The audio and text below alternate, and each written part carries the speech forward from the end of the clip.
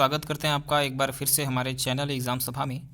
और आज के वीडियो में हम डिस्कस करेंगे परीक्षा के लिहाज से महत्वपूर्ण कुछ इम्पोर्टेंट नेशनल पार्क, वो कहाँ स्थित हैं ये जानकारी देंगे और क्यों फेमस हैं या फिर उनका सिग्निफिकेंस क्या है, उन सभी चीज़ों के बारे में डिस्कस करेंगे।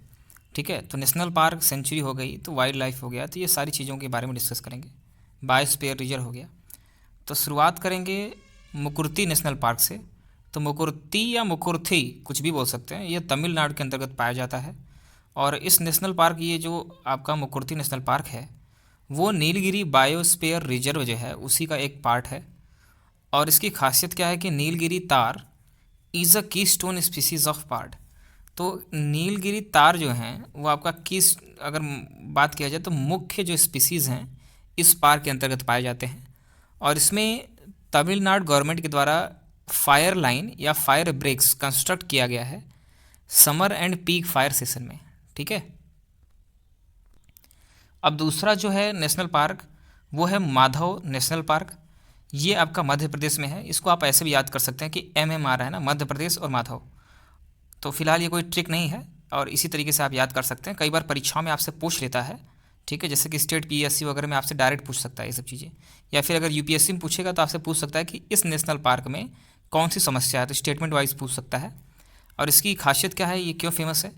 Home to particularly vulnerable tribal group, ठीक है, जैसे कि सहारिया, कुछ ऐसे ट्राइबल ग्रुप, ठीक है, इस पर्टिकुलर नेशनल पार्क के अंतर्गत पाए जाते हैं। और इसमें कुछ इंक्रोचमेंट इश्यूज़ यहाँ पे देखने को मिलता है। जो आपका नेक्स्ट आपका नेशनल पार्क कह लीजिए या फिर सेंचुरी कह लीजिए, तो वो आपका नेशनल चंबल सेंचुरी है। और ये जो चंबल सेंचुरी है, चंबल आपका जानते हो कि चंबल का क्षेत्र कहाँ पाया जाता है? ज़्यादातर चंबल का क्षेत्र आपका मध्य प्रदेश में पाया जाता है, थोड़ा बहुत राजस्थान और UP में भी पाया जाता है, लेकिन मुख्य रूप से मध्य प्रदेश के अंतर्गत आपका नेशनल चंबल सेंचुरी पाया जाता है। अगर बात करें कि इसमें क्या इंपॉर्टेंट है, तो होम टू घड़ियाल, जो घड़ियाल होते हैं उनका ये घर है, ये नेशनल जो आपका चंबल सेंचुरी है। और घड़ियाल की बात करें तो उसमें क्रिटिकली इंडेंजर्ड की श्रेणी में इसको रखा गया है। और गंगेटिक रिवर डॉल्फिन जो है इंडेंजर्ड स्पीसीज़ के अंतर्गत आता है। तो डॉल्फिन हो गया, घड़ियाल हो गया, ठीक है। और रेड क्राउंड रूफ्ड टर्टल जो कि क्रिटिकली इंडेंजर्ड है। अब कौन सी स्पीसीज़ क्या है, तो वो आपका रेड डेटा बुक में मिल जाता है, तो उसको हम किसी अन्य दिन चर्चा करेंगे। लेकिन आप यही समझिए कि नेशनल चंबल सेंचुरी जो कि मध्य प्रदेश में है, उसमें घड़ियाल जो कि क्रिटिकली इंडेंजर्ड है, इसी के साथ साथ गंगेटिक रिवर के डॉल्फिन जो हैं वो इंडेंजर्ड स्पीसीज़ हैं, वो भी पाए जाते हैं। रेड क्राउंड रूफ्ड जो टर्टल हैं, ठीक है, जो आपके पाए जाते हैं, वो भी इनका निवास स्थान है। और इसमें क्या नई खासियत है, recently declared as a eco sensitive zone, इसको अभी भी हाल ही में इको सेंसिटिव जोन बनाया गया है।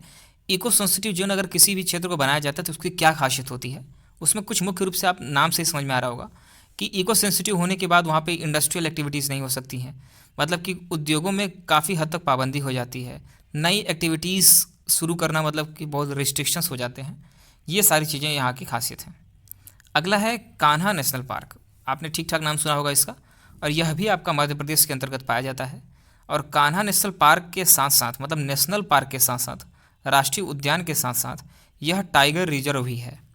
इसमें क्या कुछ नई चीज़ें चल रही हैं, जैसे कि increase in population of hard ground swamp dear.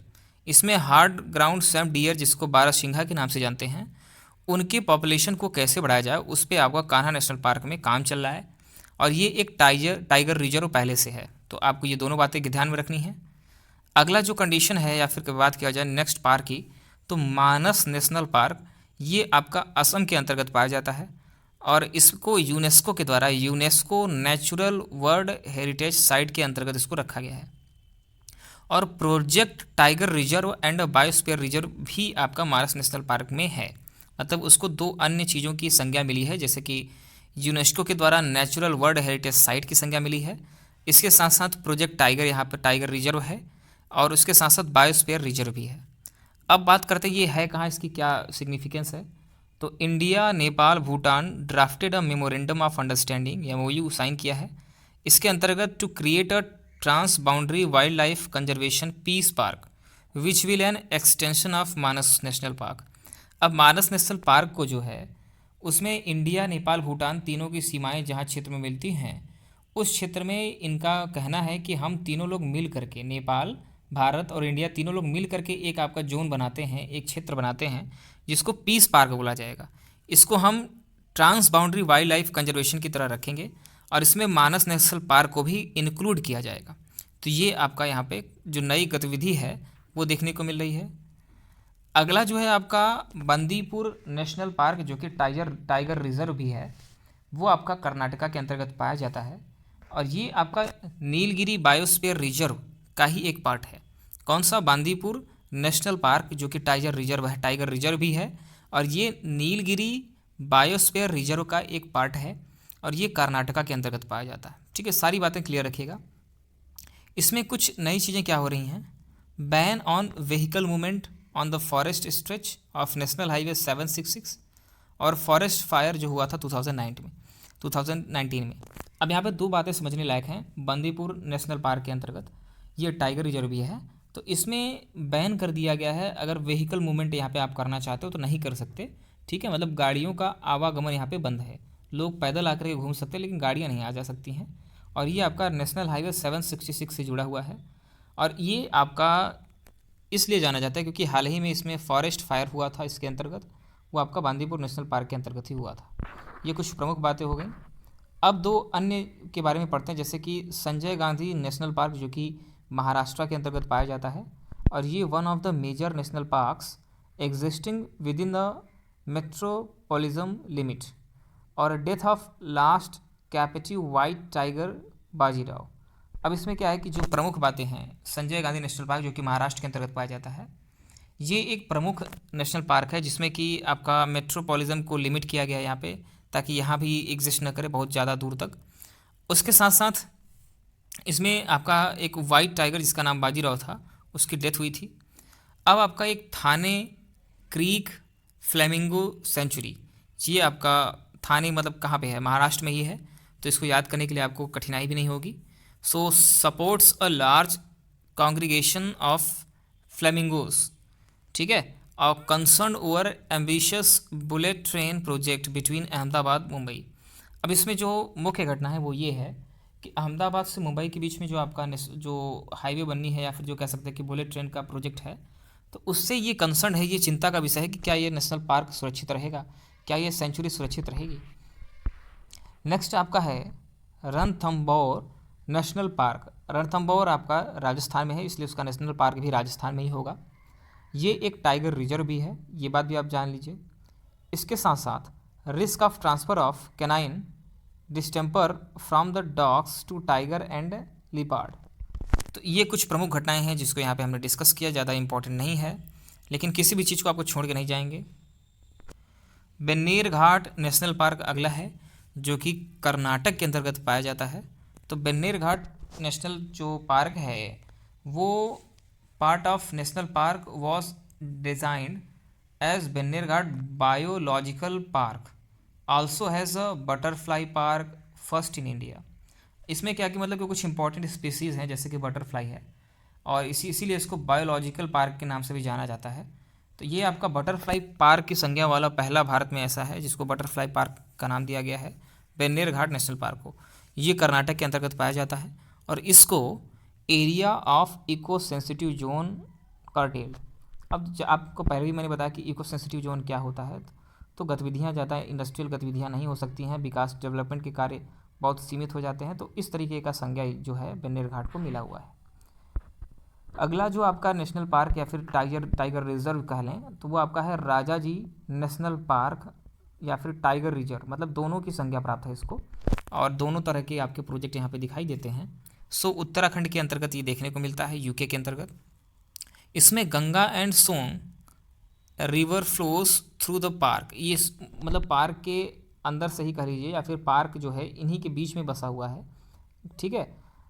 Supreme court halted further construction of the Kandi road project which pass through the park.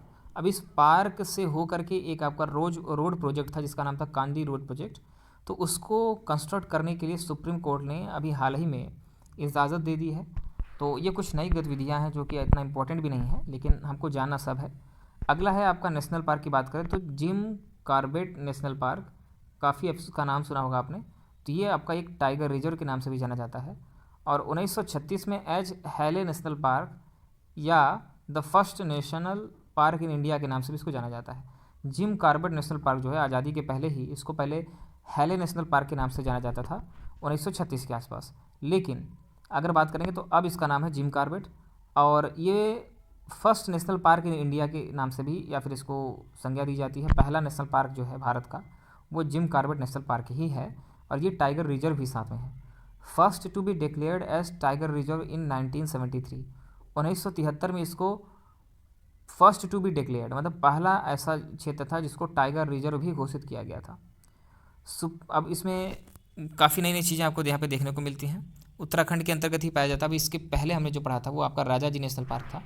और एक मैंने अभी रोड प्रोजेक्ट की बात की थी जिसका नाम है कांडी रोड प्रोजेक्ट, तो ये इस पार्क से भी होके गुजरता है। मतलब कि कौन कौन से पार्क से, एक ऊपर वाला पार्क राजा जी नेशनल पार्क, इसके साथ साथ आपका जिम कॉर्बेट नेशनल पार्क, ये पहला ऐसा है जिसको आपका नेशनल पार्क घोषित किया गया। ये पहला ऐसा था जिसको टाइगर रिजर्व घोषित किया गया। इसके साथ साथ आपका कांडी रोड जो प्रोजेक्ट है वो जिम कॉर्बेट नेशनल पार्क से होकर ही जा रहा है। अब है अगला काजीरंगा नेशनल पार्क, इसको आपने खूब नाम सुना होगा इसका। ये असम के अंतर्गत देखने को मिलता है। ठीक है, अब इसमें यूनेस्को वर्ल्ड हेरिटेज साइट में भी इसका नाम उल्लेखनीय है, जाना जाता है। और home to greater one horn rhinoceros, तो राइनोसिरोस का ये आपका वन हॉर्न राइनोसिरोस जो भी हैं उनका बहुत ज़्यादा एक्सटेंट में इनका यहाँ पे देखने को मिलता है, मतलब ठीक ठाक मात्रा में देखने को मिलता है। अब recognized as a important bird area by bird life, अगर बर्ड लाइफ की बात करेंगे तो इसको इम्पॉर्टेंट बर्ड एरिया के तौर पे भी रिकॉग्नाइज किया गया है। अब इसको दो डिवीजन में स्प्लिट किया गया है, जैसे कि split into the two divisions, the existing eastern Assam wild life and the new Vishwanath wild life park with Brahmaputra flowing in between. अब इसको दो पार्ट में डिवाइड किया गया। अब इसमें क्या हुआ कि एक जो है आपका जो एग्जिस्ट करता है वो ईस्टर्न साइड में है, असम के ईस्ट साइड में है, मतलब पूर्वी क्षेत्र में है, तो ईस्टर्न असम वाइल्ड लाइफ के नाम से जाना जाता है। जो आपका नया है उसको विश्वनाथ वाइल्ड लाइफ पार्क के नाम से जाना जाता है। इसी के बीच से विश्वनाथ वाइल्ड लाइफ पार्क जो है उसके बीच से ही ब्रह्मपुत्र नदी फ्लो करती है। कहने का मतलब कुल मिला के समझिए ये कि काजीरंगा के दो पार्ट हैं इस समय। ठीक है, काजीरंगा मुख्य पार्क है, उसी को दो पार्ट में सब डिवाइड किया गया है। एक आपका ईस्टर्न असम वाइल्ड लाइफ है, दूसरा आपका जो वाइल्ड लाइफ है उसका नाम है विश्वनाथ वाइल्ड लाइफ पार्क। तो उम्मीद करता हूँ ये भी आपको समझ में आ गया होगा। अगला है नौरादेही वाइल्ड लाइफ सेंचुरी, जो कि मध्य प्रदेश के अंतर्गत पाया जाता है।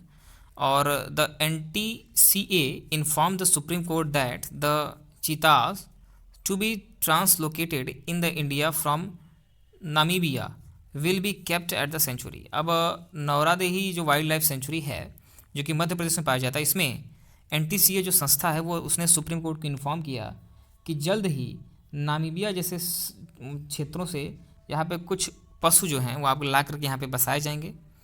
ठीक है, नेक्स्ट आपका यहाँ पे पढ़ते हैं Singphan wildlife sanctuary. Singphan wildlife sanctuary जो कि नागालैंड के अंतर्गत पाया जाता है और डिक्लेयर्ड एज एलिफेंट रिजर्व के नाम से भी जाना जाता है। नागालैंड में सिंगफान वाइल्ड लाइफ सेंचुरी जिसको आपका एलिफेंट रिजर्व भी घोषित किया गया है, डिक्लेयर किया गया है। नेक्स्ट आपका है डाम्पा टाइगर रिजर्व जो कि मिजोरम के अंतर्गत पाया जाता है। कौन सा? डाम्पा टाइगर रिजर्व जो कि मिजोरम के अंतर्गत पाया जाता है। इसमें क्या नई चीज़ है? Emerged as a worse managed tiger reserve in India, fourth national tiger estimation. अब कहने का मतलब है कि कुछ क्षेत्र ऐसे होते हैं जहाँ पे टाइगर रिजर्व भी इसको बनाया गया है। तो मिजोरम के अंतर्गत पाए जाने वाला ये जो है आपका बहुत ही ख़राब स्थिति में है टाइगर रिजर्व को लेकर के। नेक्स्ट आपका है पेंच नेशनल पार्क जो कि टाइगर रिजर्व भी है और ये मध्य प्रदेश में पाया जाता है। और पेंच रिवर फ्रॉम अगर इसको फ्लो करने की बात करते तो इस पार्क से अंतर्गत ही होकर के फ्लो करती है। Emerged as best managed tiger reserve in India, fourth national tiger estimation के तौर पे अगर बात किया जाए तो ये टाइगर रिजर्व को करने में, मैनेज करने में सबसे नंबर 1 पे है, सबसे बेस्ट है। अगला आपका पेरियार नेशनल पार्क या टाइगर रिजर्व, मतलब दोनों ही है। तो ये आपका पेरियार जो है आपका एक नदी भी है, वो केरला के अंतर्गत पाई जाती है, बहती है। So also an elephant reserve भी है आपका केरला में। आपका ये एलिफेंट रिजर्व, टाइगर रिजर्व और नेशनल पार्क तीनों की संज्ञा प्राप्त है। ठीक है, तीनों क्षेत्र इसमें पाए जाते हैं। Periyar and Pamba river originated in the forest of reserve. अब इसमें इस जो रिजर्व आपका पेरियार रिजर्व जो पाया जाता है, उसी के अंतर्गत पेरियार रिवर और पंबा रिवर, दो नदियाँ यहाँ से निकलती हैं, ओरिजिनेट होती हैं। Emerged as best manage tiger reserve in India, इसमें आपका टाइगर रिजर्व की बात किया जाए तो आपका बेस्ट है, इसमें सबसे ठीक ठाक है, यहाँ पे ठीक ठाक मैनेज किया जाता है। नेक्स्ट आपका है गिर नेशनल पार्क, या वाइल्ड लाइफ सेंचुरी भी है आपका, गिर वाइल्ड लाइफ सेंचुरी या फिर गिर नेशनल पार्क, दोनों है यहाँ पे। और गिर मतलब यहाँ पे गुजरात के अंतर्गत पाया जाता है, जी जिसे आप याद रख सकते हैं। So free ranging population of Asiatic lion exist in a Gir forest reason, इसमें आपका एशियाटिक लायन की बात किया जाए तो वो आपका इस क्षेत्र में देखने को मिलते हैं। एशियाटिक लायन कंजर्वेशन प्रोजेक्ट जो है वो आपका लॉन्च किया गया है 2019 में, गिर नेशनल पार्क के अंतर्गत ही। कूनो नेशनल पार्क की बात करेंगे तो मध्य प्रदेश के अंतर्गत पाया जाता है। प्रीवियसली अ वाइल्ड लाइफ सेंचुरी, ये आपका पहले एक वाइल्ड लाइफ सेंचुरी हुआ करती थी। It was designated as national park in 2018, आपसे पूछ सकता है नया है तो कूनो नेशनल पार्क जो है पहले वाइल्ड लाइफ सेंचुरी हुआ करती थी, लेकिन अब इसको नेशनल पार्क के तौर पे 2018 से जाना जाता है। कूनो नेशनल पार्क मध्य प्रदेश में पाया जाता है। पॉसिबल साइट फॉर चीतास री इंट्रोडक्शन प्रोजेक्ट, इसमें चीता के री इंट्रोडक्शन के लिए जो आपका प्रोजेक्ट है वो यहाँ पे पॉसिबली साइट यहाँ पे लॉन्च किया जा रहा है, और ये आपका मध्य प्रदेश के अंतर्गत पाया जाता है। अब इसमें नेक्स्ट है आपका विक्रमशिला गैंगेटिक डॉल्फिन सेंचुरी। अब यहाँ पे एग्जिस्ट करने वाली चीज़ डॉल्फिन सेंचुरी है, स्पष्ट आपको हो रहा है। सो बिहार के अंतर्गत पाया जाता है विक्रमशिला गैंगेटिक डॉल्फिन सेंचुरी, और बिहार में ये आपका ओनली डॉल्फिन सेंचुरी के ही तौर पे जाना जाता है, कहने का मतलब डॉल्फिन के लिए ही इसको रिजर्व किया गया है। So Gangetic river dolphin census conducted, इसमें किया गया था, इसको कंडक्ट किया गया था यहाँ पे। और डॉल्फिन बहुत ही इंपॉर्टेंट है, गंगा के कई क्षेत्रों में आपका डॉल्फिन पाई जाती है, ठीक है। नेक्स्ट आपका यहाँ पे समझते हैं वो है आपका भितरकनिका नेशनल पार्क, जो कि उड़ीसा के अंतर्गत पाया जाता है। इसमें कई नदियाँ हैं, जैसे कि ब्राह्मणी नदी, बैतरनी नदी, ठीक है, धमरा नदी और पाठशाला नदी या फिर पथशाला नदी, जो भी आप बोलना चाहें। तो ये कुछ इंपॉर्टेंट रिवर्स हैं जो कि यहाँ नेशनल पार्क से होकर के गुजरती हैं उड़ीसा के अंतर्गत। Second largest mangrove ecosystem in the India, अगर मैंग्रोव इकोसिस्टम की बात किया जाए तो इसमें सेकेंड लार्जेस्ट है इंडिया में। मैंग्रोव क्या होता है आप जानते हो ना, अगर नहीं जानते हो तो हमारे चैनल पे ही मैंग्रोव सर्च करना तो आपको मिल जाएगा।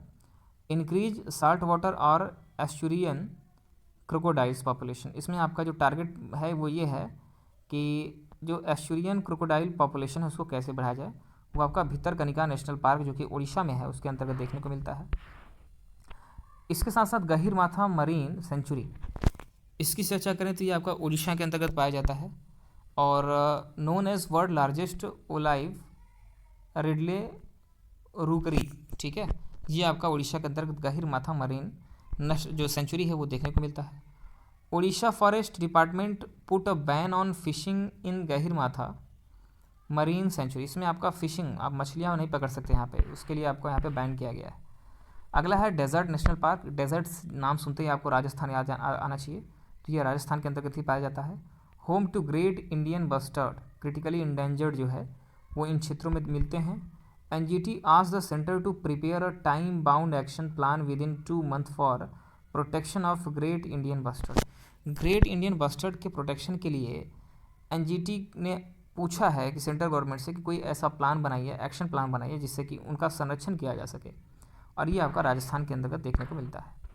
नेक्स्ट आपका है फंसद वाइल्ड लाइफ सेंचुरी, ये आपका फंसद wild life sanctuary Madhya Pradesh जो महाराष्ट्र के अंतर्गत पाया जाता है, ध्यान समझिएगा। तो फंसद जो वाइल्ड लाइफ सेंचुरी है महाराष्ट्र के अंतर्गत पाया जाता है। इसमें आपका इंडियन गौर जो है, जैसे कि वर्नरेबल सेक्शन में आता है, spotted in the sanctuary for the first time recorded history, इसमें आपका इंडियन गौर जो है वो आपका देखने को मिलता है। अगला है वाल्मीकि नेशनल पार्क, जो टाइगर रिजर्व ही है।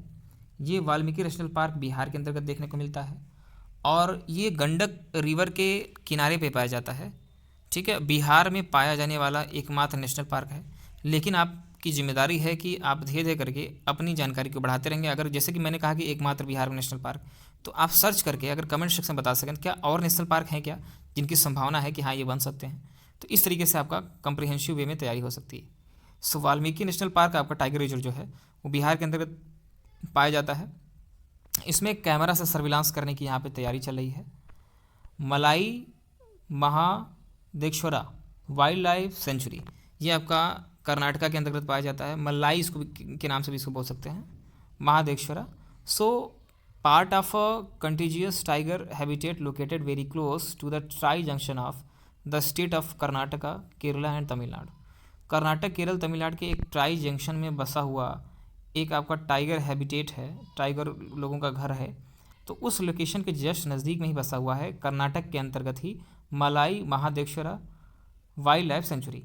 इसमें क्या है कि to be declared as tiger reserve, ये आपका टाइगर रिजर्व घोषित हो सकता है। NTCA अप्रूव्ड अवेटेड, इसमें आपका कि इसको अप्रूवल के लिए भेजा गया है NTCA के पास।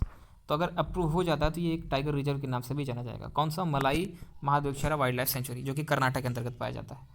और ये आपका एक टाइगर हैबिटेट के बगल में है, जो कि ट्राई जंक्शन पे है 3 स्टेट में, कर्नाटका, केरला और तमिलनाडु। अगला यहाँ पे कुछ इंपॉर्टेंट चीज़ों को देखेंगे, गोवा के अंतर्गत पाए जाने वाले कुछ पार्क और सेंचुरीज़ के बारे में।